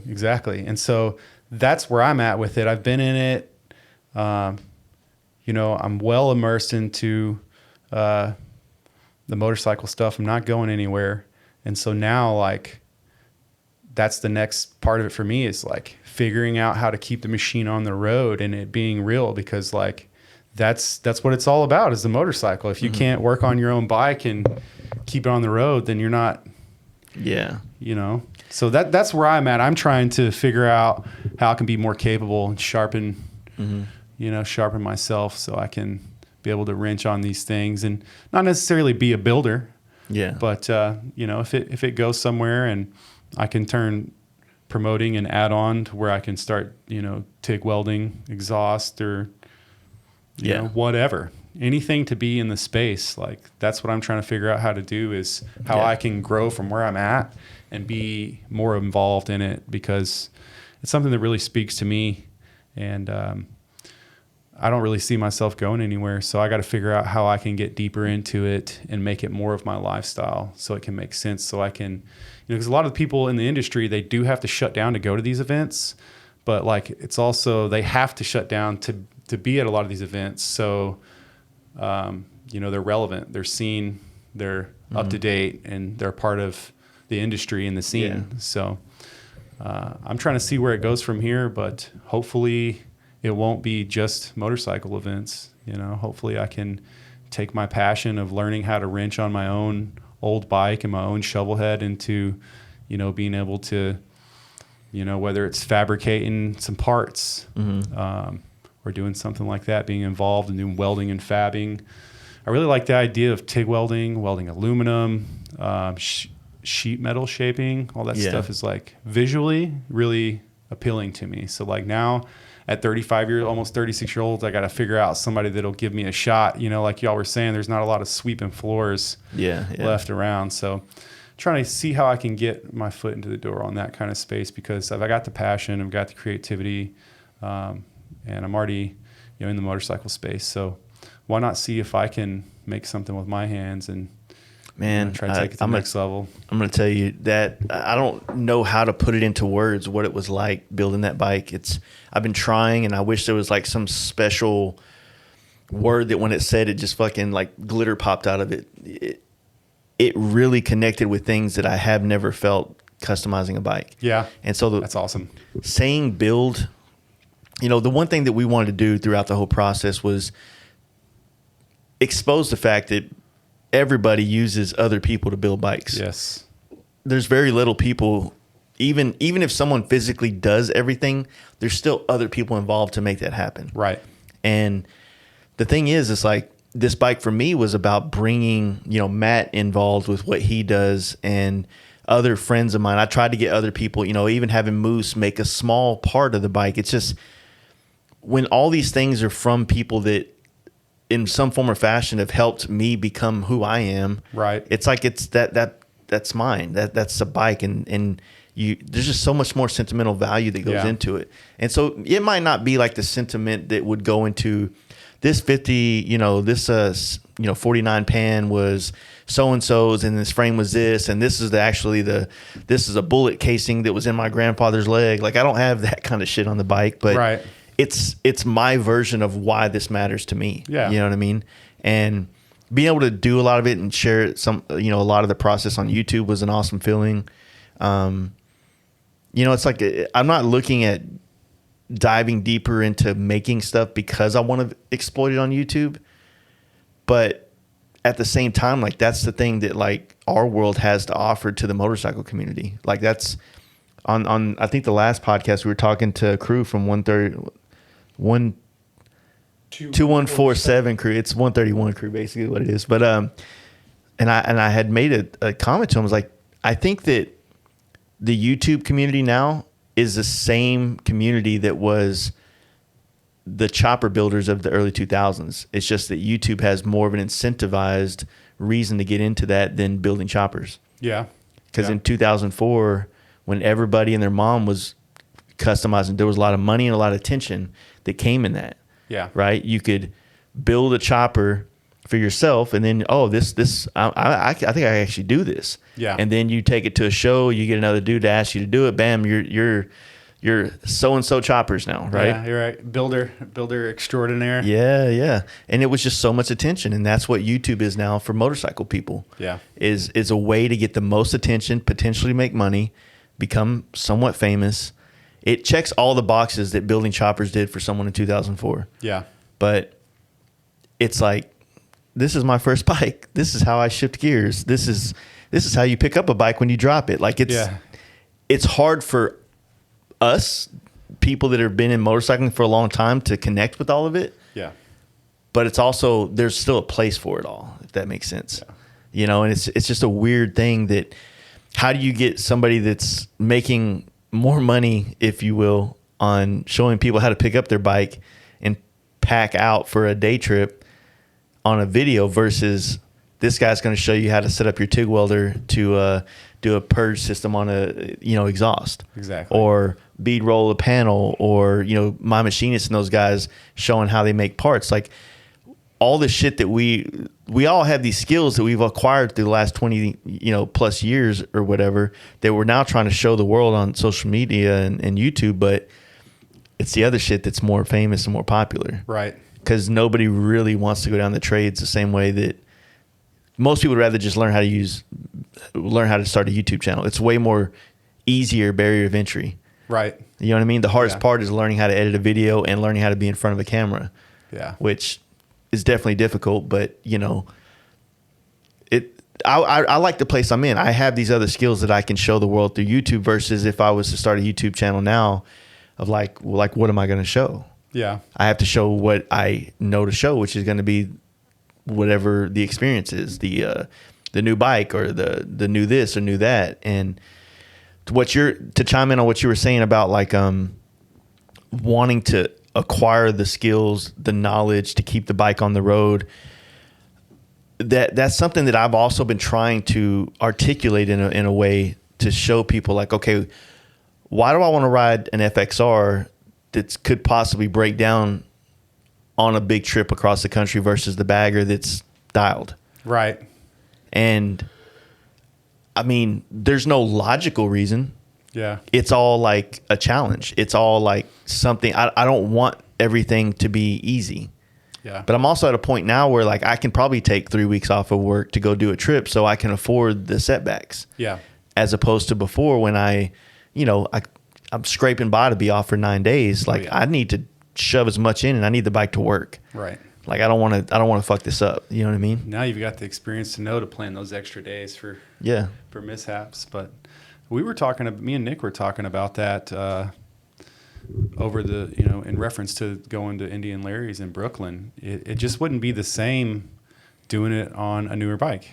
Like it's the adversity that gives you like the big win at the end. That big burst of energy and adrenaline and like sense of accomplishment that I made it in spite of all this stuff. I just hopped on and made it up because I knew I was going to. That's why when the people would come to the camp out that had all the adversity through weather, felt so alive when they got there. You know what I mean? And they're ready to fucking go. You know what I mean? That's it. It's the adversity. It's super cool to see those people too, coming from Chicago through snow. The Missoula boys last year when they came through the snow, they left it was ice and snow everywhere. They went all the way to Big Bend. They caught a campfire with Danger Dan randomly. You know what I mean? That's what it's all about. Dude, that's the best story ever. They weren't just coming to camp out. They were really coming for the experience and to make it their own. They're like, the camp out was just a stop on that travel, and that's what it's supposed to be. That's awesome. But yeah. You got any more? But yeah, that's one thing I want to talk more. And I've been wanting to get more people on the podcast recently in this space. Not that I'm going full chopper on everybody, but I think it's a different perspective that I think that even people that are into performance baggers and modern softails, I think it's good to hear them still. You know what I mean? It's good to hear these other perspectives and kind of take parts of it out that you could still apply to this current world of motorcycling that you're doing. It still applies, or it's good to have the knowledge or to know that it exists if you get to that roadblock in riding where this isn't fun anymore, or not fun, but it's not as exhilarating as it was. Yeah. Because riding motorcycles is much like horsepower, sound on a car stereo. Like, you get used to it, and you need more. So, we all want it. I think the what do they do? Like those level 5,000 or 5 million or whatever is like Scooter Tramp Scotty, right? He's the one that's like, he wanted it so much more that he just said, fuck everything else. I'm just riding bikes for the rest of my life. And living on the road, and there's a romantic idea behind that, but I'm sure that not every day is as romantic as it feels, but I don't know. It's rough as shit. Like back to Nick, he's lived outdoors last year, like 108 days, like sleeping on a Mexican blanket next to his bike under the stars, no hotel. Like, that's wild. And like, I did that for 8.5 days. And that was rough. And he's, I'm almost 36. I think he's like 54. And like, he's tough as nails. And determined. And he really got the bug when he started riding. He got bit bad. And he's Yeah, I've been wanting to have him on again. He came and did the podcast like a year and a half ago maybe, and we want to catch back up because he just does so much. And yeah, he does. It's almost like I need to fucking have a whole itinerary of notes to try to bring up this event, this ride, this thing, because I mean, and even like his YouTube videos he puts out, like I enjoy watching those things. They're just kind of like more like ambiance, catching the ride, the vibe. Yeah, but I dig them. You know what I mean? They're just, you know, it's a glimpse inside the life of what it's like to be on the road the way he is. Yeah. And I dig it, man. Everything that dude does. Plus he's got me, I'm a knife guy now, if you haven't heard. Yeah. So. And that's cool. He did the knives for the FXR tour. Mm-hmm. That's pretty cool. I was over there every once in a while. I get to see a little bit of this and that. And when I stop by, I see what he's working on. I want to go over there and like photograph him while he's working. I bet you he would totally let you do that, man. I mean, yeah, it's just out of his garage, but it's a cool setup. Yeah. I've been over there a couple times. That's what makes it pretty cool. Yeah, I wouldn't mind doing that and doing like a little bit of videoing and stuff like that. He's just... You have to catch him at 3 a.m. though. He's like 3 to 2 or 3 to 12 or whatever. No, that'd be cool. I just wouldn't go to sleep. Yeah. I just show up with Red Bulls like, hey man, what's up? Yeah, I was at home just chilling, just waiting for you to open up. I was at the Waffle House down the street. So yeah, when I had him make my knife, I remember talking to him one time and I was like, hey, when can I come over? And he was like, oh, I'm about to finish work. And it was at like 7 a.m. Yeah. And I was like, oh, okay, well, when do you go back? Like, that's funny. Yeah, he works a lot though. Have you met Terry Shanks yet? I have not met him. So he reached out to me about doing a podcast right after I did the one with we're just talking about it for Nick. Goddamn, yeah. I was like, what the hell? Like getting old, dude. Which person? And he wanted to do it, and he was kind of persistent at first. And I was like, man, I want to. I just don't know a lot about him. You know what I mean? I know he's kind of one of the OG knife guys here in Dallas. Mm-hmm. He does a lot of really nice stuff. And following him, I want one of those like little prison shank looking ones. Oh yeah, he makes some cool little shanks. Yeah, dude, I love those things. And but you know, he's like he came off as a very like a punk rock protective kind of thing, not in a bad way, but like someone that I wouldn't like. I feel like I need to come correct with. You know what I mean? That's his territory. Yeah. So you don't want to disrespect him. Yeah, and I'd like to kind of be versed in the world before just coming in like a straight ignorant idiot. You know what I mean? Yeah. So well, if he asked you, he's obviously digging what you're doing here and. Well, I always respects your craft and your talent. Yeah. And well, I always feel like it's my responsibility. Like a lot of people always ask, like, why don't you have this person on and that person on? It's like I need to find a way to converse with them. You know what I mean? Right. To be able to connect. And if I don't know enough, or if I haven't gone down the rabbit hole to understand the world, that's why I don't have a lot of race stuff on here, because I'm not into racing. Yeah. You know what I mean? I just don't know what to ask. Right. You know, like I can probably navigate a little bit around people during Bagger Racing League and things like that. But when it comes to flat track and, these other things, like I'm just not, I don't know. Yeah. And there's other people that make podcasts that are really great that they have that. Yeah. So I'm, I kind of stick with what I feel like I can do justice with the people. Yeah, so for sure. You know what I mean? That makes sense.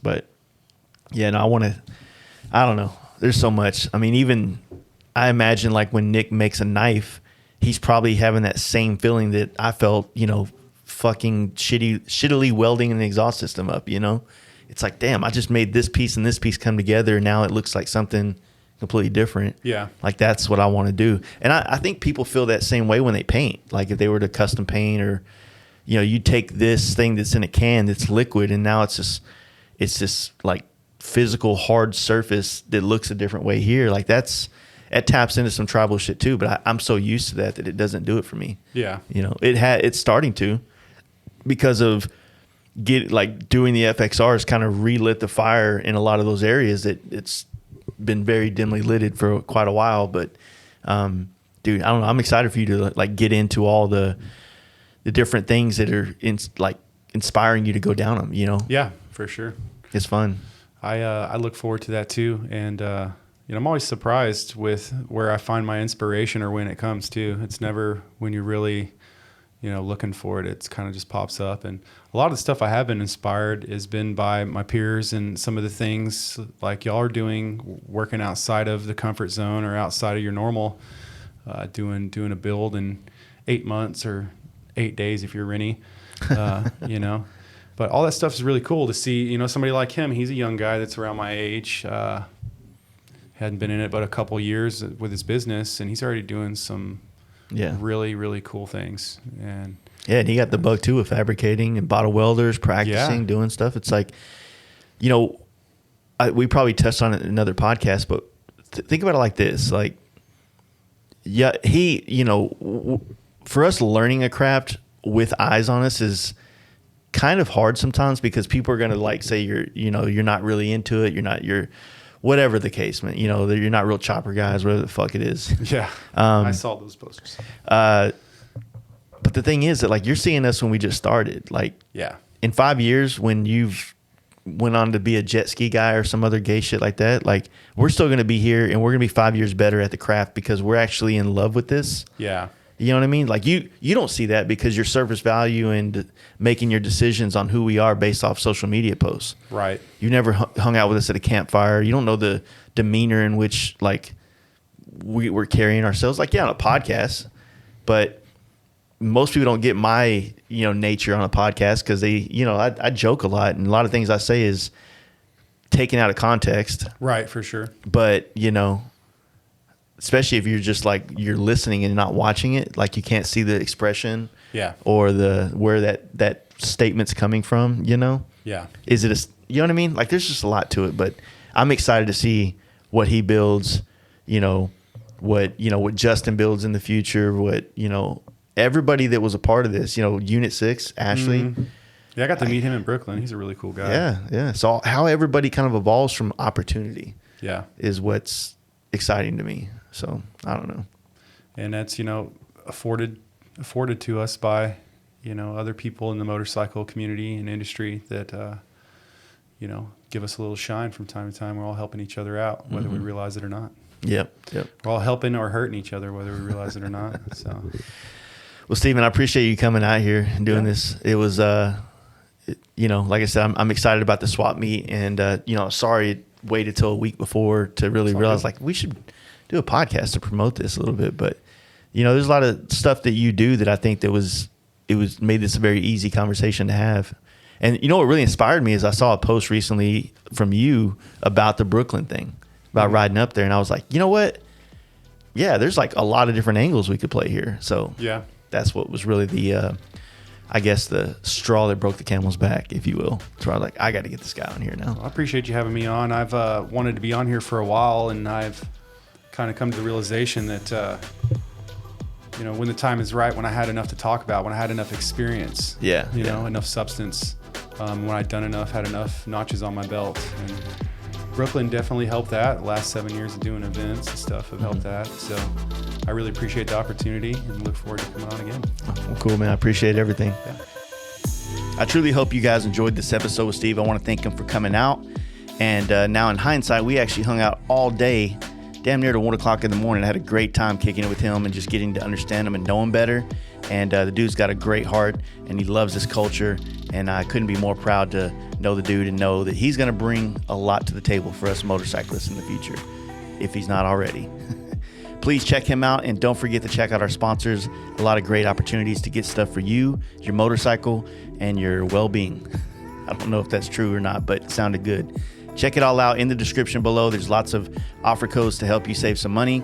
And don't forget to check out our Patreon, where you can support this podcast monetarily on a monthly basis, which helps us get more guests on, go travel to do guests with other people, and continuing to grow the show and make it better.